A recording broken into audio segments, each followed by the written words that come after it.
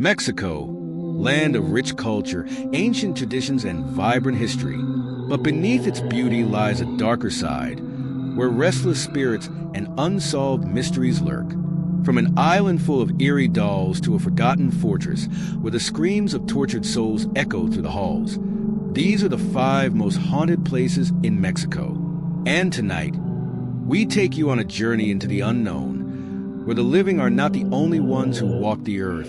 Lecumberri, the Black Palace. Lecumberri was completed in 1900, a marvel of modern penitentiary design at the time. Its panopticon structure, a circular layout that allowed guards to observe all inmates from a central tower, was meant to enforce order and control. But instead, it became a stage for some of the most unspeakable acts ever committed within prison walls. What began as a state-of-the-art prison quickly descended into a nightmarish hellscape. Overcrowding, abuse, and corruption were just the beginning. By the mid-20th century, Lecumberri had become a labyrinth of horrors, where the line between prisoner and monster blurred. Inmates whispered of brutal guards who took pleasure in tormenting the weak, of rival gangs that turned cell blocks into slaughterhouses, and of the dark cells, where prisoners were left for days without food, water, or light. Many never came out, and those who did, they were never the same. You could hear the screams at night, not just from the prisoners, but from something else.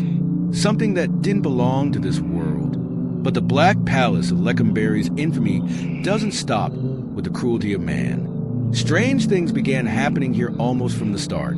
Prisoners and guards alike reported seeing shadowy figures that moved through the walls, hearing whispers that came from nowhere, and feeling an oppressive presence, as if the prison itself was alive. One of the most infamous tales is that of cell block B-12. Prisoners claimed that late at night, a black shadow would seep out from the cracks in the walls.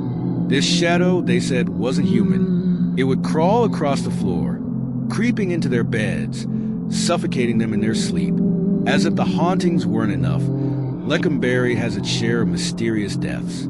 Perhaps the most disturbing is the story of Felipe Vargas, a notorious murderer who was sent here in 1947. According to records, Felipe was found dead in his cell one morning, his face frozen in an expression of pure terror. No one could explain how he died. His cell was locked from the inside, and there were no signs of struggle. But here's the thing. Inmates in the cells nearby swore they heard Felipe talking to someone the night before. Someone who never left his cell. Some say it was a shadow that took him. Others believe it was the spirit of one of his victims, finally seeking revenge. But whatever happened to Felipe Vargas, one thing is clear. Lecumberri is a place where evil lingers, feeding on fear and misery. The Black Palace of Lecumberri stands as a grim reminder of humanity's capacity for cruelty, both to others and to itself. It's a place where suffering has soaked into the very foundation, where the echoes of the past refuse to be silenced. So, the next time you walk past an old, abandoned building, take a moment to wonder, what stories do its walls hold? And more importantly, are they watching you back? The Museum of the Mummies, secrets buried in time. Deep within the heart of an unassuming museum lies something far darker than a collection of ancient relics. The Museum of the Mummies, a place that should be filled with awe and wonder. But when night falls, it becomes something more. A place where the dead still whisper, and the past reaches out with cold, bony fingers. The Museum of the Mummies isn't just a repository for human history, it's a tomb that has been tampered with. And some believe the tampering has come with a price. Years ago, a team of archaeologists uncovered a tomb buried for centuries. Inside, they found bodies preserved so perfectly that it seemed impossible for time to have touched them. Their faces frozen in silent screams, their eyes wide open. These mummies, far from being ordinary, were unlike anything ever seen before. This was no mere preservation of life. It was as if their very souls had been captured. Some believe that these mummies were not just relics of a forgotten civilization, but that they were cursed. Cursed to never leave their glass enclosures. Cursed to watch as time rots their bodies. but leaves their spirits imprisoned in a world of eternal suffering. Over the years, there have been strange occurrences. The museum workers have reported hearing faint whispers in the dead of night, soft, rasping voices. The sound of footsteps echoing through empty halls when no one is there. And the mummies. People claim they see their eyes move. Their heads shift ever so slightly, as if they're watching, waiting. Some say that once a mummy is disturbed, its spirit awakens, and those who wander too close become its next victim. The guards that worked the night shifts never lasted long. One by one, they began quitting, their eyes wide with terror, their hands trembling as they spoke of strange phenomena, objects moving, mummies shifting, and an overwhelming sense of dread. At first, it seemed like nothing more than a simple, unsettling feeling, a trick of the mind. But after years of these reports, a darker truth began to emerge. Some of the mummies, it seemed, were not just corpses. They were vessels of something otherworldly. These mummies were not just buried, they were sealed with curses. Their spirits, bound by powerful rituals, meant to keep them locked away forever. But something broke, and now they are restless. The whispers grow louder every year. Visitors are drawn in by the promise of history. But what they don't know is that some of these mummies were never meant to be seen. They were meant to be forgotten, hidden away to rot. But they've been disturbed, and now they won't rest. Over the years, countless people have come and gone, oblivious to the terror lurking in the shadows. But for some, that terror comes home with them. Some visitors have reported that once they leave, the mummies follow. Whispers in the dark, cold, clammy hands brushing against their skin in the night. And those who've dared to investigate further have never been seen again. They're waking up. They won't stay inside the glass much longer. What lies within the Museum of the Mummies isn't just ancient history, it's a warning. A warning that some things should never be disturbed. A warning that once you open the door to the past, you may not be able to close it again. Would you dare step inside? Or will you leave the mummies where they belong, buried in the past? The dark secrets of Posada del Sol, Mexico City's forgotten nightmare. Hidden in the heart of Mexico City lies a structure shrouded in mystery, darkness, and tragedy. This is the Posada del Sol, a decaying monument to shattered dreams and terrifying secrets. What began as a grand vision of luxury ended as one of Mexico City's most disturbing urban legends. Built in the early 1940s by an eccentric businessman named Fernando Saldana Galvin, the Posada del Sol was designed to be an opulent hotel and cultural hub. It was meant to rival the finest establishments in the city, complete with sprawling courtyards, grand staircases, and intricate architectural details.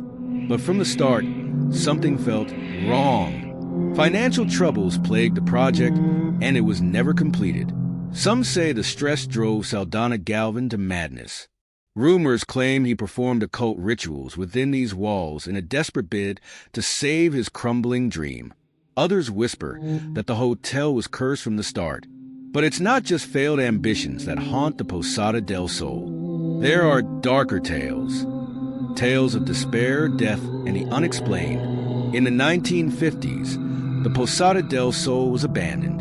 Over the years, it became a magnet for urban explorers, vagrants, and those seeking shelter from the streets. Yet, many who entered would not return the same, or at all.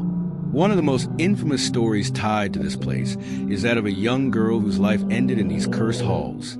Her identity remains a mystery, but her tragic death has become part of the building's sinister lore. Locals claim the girl was murdered and her body left here, her soul forever trapped in the decaying structure. Some say her ghost appears to visitors, a shadowy figure weeping in the corners, or whispering in the dead of night. Others have reported sudden chills, the feeling of being watched, or even being touched by unseen hands. Could this be her restless spirit, or something far worse? But the girl is not the only one who lingers here. Stories of cult activity and demonic rituals have given rise to the belief that the Posada del Sol is a portal, a gateway to something beyond human comprehension. Urban explorers have claimed to hear disembodied voices chanting in languages they cannot understand. One group even reported finding strange markings on the walls that weren't there moments earlier.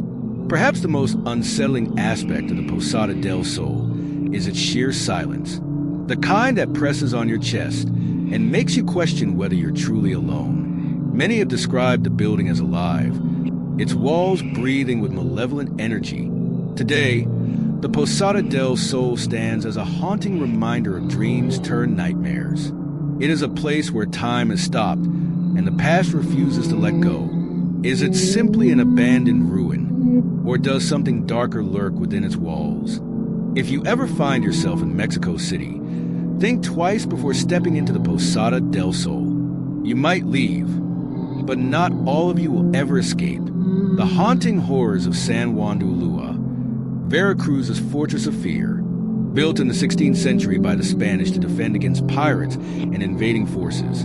San Juan de Ulua has stood the test of time, but beneath its sturdy walls lies a history soaked in human suffering. Over the centuries, this fortress became a prison, a tomb for the living. Captured pirates, political dissidents, and those accused of witchcraft were dragged here. Once inside, they faced unimaginable horrors.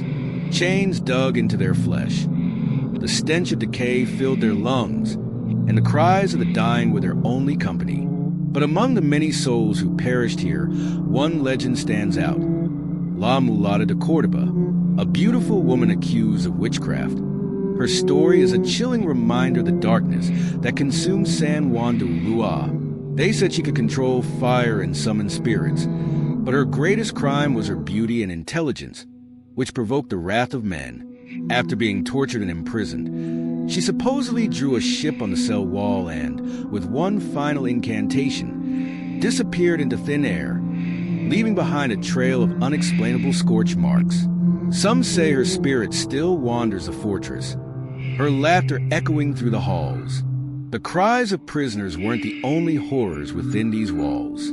It's said that countless men were thrown into La Casa de los Galandrinas, a room with no windows, no air, and no escape. Left to rot, their screams faded into silence, or so it seemed. Visitors claimed to hear faint sobbing coming from this room. Some even report being unable to breathe, as if invisible hands were pressing on their chest. It's as though the air itself carries the anguish of those who perished. And then, there's the ghost of the cruel Governor Francisco de Garay.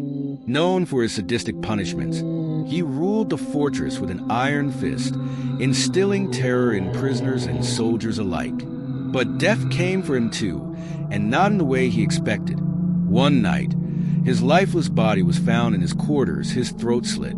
Some say it was an act of revenge by a desperate prisoner, while others whisper that it was something unnatural. To this day, his ghost is said to stalk the fortress, his heavy footsteps echoing in the dead of night. Modern visitors to San Juan de Ulua report chilling encounters. Shadows darting across hallways, cold hands brushing their shoulders, and disembodied whispers that call their names. San Juan de Ulua is not just a relic of the past. It's a monument to suffering in an eternal prison for restless souls. If you ever find yourself standing before its looming gates, remember, some doors are better left unopened, and some places are better left undisturbed. The horrors of San Juan de Ulua might be waiting for you, just as they waited for countless others who never escaped. Enter at your own risk. The dark truth of Canitas' house, Mexico City. In 1982, Carlos Trejo, a young man fascinated with the occult, moved into this house with his wife, Sophia. What began as a place of newlywed bliss would soon become a gateway to unimaginable horror. The couple's curiosity about the supernatural led them to experiment with a Ouija board, unaware that they were unlocking a door that could never be closed. The session started innocently enough. A group of friends gathered to seek answers from the other side, but as the planchette moved, strange things began to happen. Sophia claimed to feel an icy hand on her shoulder, while others heard whispers in a language no one recognized. Then, the board spelled out a chilling message. You are not welcome here. From that night on, the house changed. Shadows moved without light. Objects disappeared only to reappear in impossible places, and the air grew heavy with an oppressive energy. Carlos reported seeing figures standing at the foot of his bed, dark silhouettes with glowing eyes. Sophia's health began to deteriorate rapidly, her once vibrant personality replaced by paranoia and fear. We would hear screams in the middle of the night, blood-curdling screams. Sometimes, we'd see figures in the windows, even though we knew no one was home. Desperate to rid the house of its curse, Carlos invited a priest to perform an exorcism, but the ritual only seemed to anger whatever was lurking within. Witnesses claimed the house shook violently, and the priest fled, vowing never to return. The tragedies didn't stop. Over the years, multiple deaths have been linked to Canitas' house. A friend of Carlos was impaled by a piece of rebar during renovations, and others reportedly died under mysterious circumstances. The house seemed to exact its toll on anyone who dared step inside.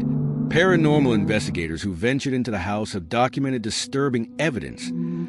Phantom voices calling their names, unexplainable cold spots, and, in one instance, a video of a shadow figure crawling across the ceiling. Today, Canitas' house stands as a grim reminder of the dangers of meddling with the unknown. Locals avoid it, warning strangers to steer clear. But the question remains, what truly resides within its walls? And is it waiting for its next victim? Some doors are best left closed. But for those brave or foolish enough, the house on Canitas Street is waiting. Now that you've seen the terrifying secrets of Mexico's haunted places, one question remains. Would you dare to visit any of them? Or are some mysteries best left unsolved? If you enjoyed the chills, make sure to like, subscribe, and hit that bell icon to stay updated on more spine-tingling tales.